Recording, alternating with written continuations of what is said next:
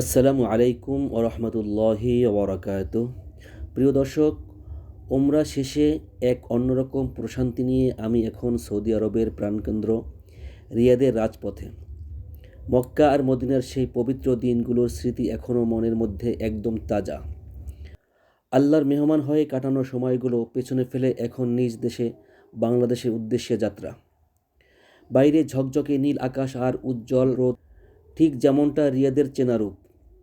দুপাশে আধুনিক স্থাপত্যের ছোঁয়া আর সারিবদ্ধ পাম গাছ আমাদের মনে করিয়ে দিচ্ছে রিয়াদ এখন অনন্য আধুনিক মহানগরী। আমরা এখন কিং ফাহাদ রোড ধরে বিমানবন্দরের দিকে এগোচ্ছি। রাস্তার দুপাশে বিশাল সব গ্লাস বিল্ডিং আর কর্পোরেট অফিসগুলো রিয়াদের অর্থনৈতিক সক্ষমতার জানান দিচ্ছে। দেখুন, দূরে সেই আইকনিক কিংডম সেন্টার উকি দিচ্ছে। রিয়াদের এই আধুনিক সৌন্দর্য মক্কা মদিনার আধ্যাত্মিকতার চেয়ে ভিন্ন হলেও এখানেও এক ধরনের মুগ্ধতা আছে। প্রশস্ত রাস্তা দিয়ে যাওয়ার সময় বারবার চোখের সামনে ভেসে উঠছে পবিত্র কাবাঘর আর মদিনার সেই স্নিগ্ধ দৃশ্যগুলো। শহরের কোলাহল কাটিয়ে আমরা যত সামনের দিকে এগোচ্ছি, রাস্তার দৃশ্যপট তত বদলাতে শুরু করছে। ডানে বাঁয়ে গড়ে ওঠা নতুন সব আবাসিক এলাকা আর সবুজ ঘাসের গালিচা মরুভূমির রুক্ষতাকে যেন ঢেকে দিয়েছে।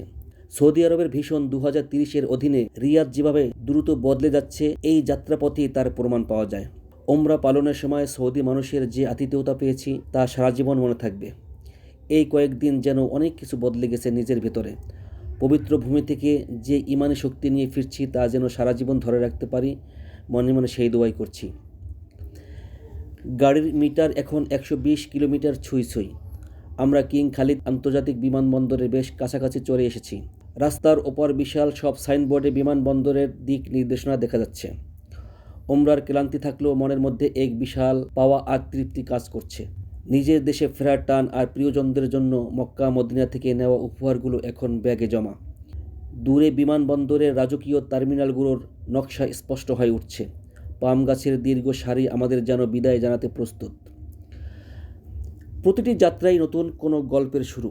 কিছুটা বিষণ্ণতা কাজ করছে এই পবিত্র ভূমি ছেড়ে যেতে, আবার প্রিয় জন্মভূমি বাংলাদেশে ফেরার আনন্দও আছে। যারা এখনও ওমরা করার সুযোগ পাননি, দোয়া করি আল্লাহ যেন আমাদের সবাইকে দ্রুত তার ঘর জিয়ারত করা তৌফিক দান করেন।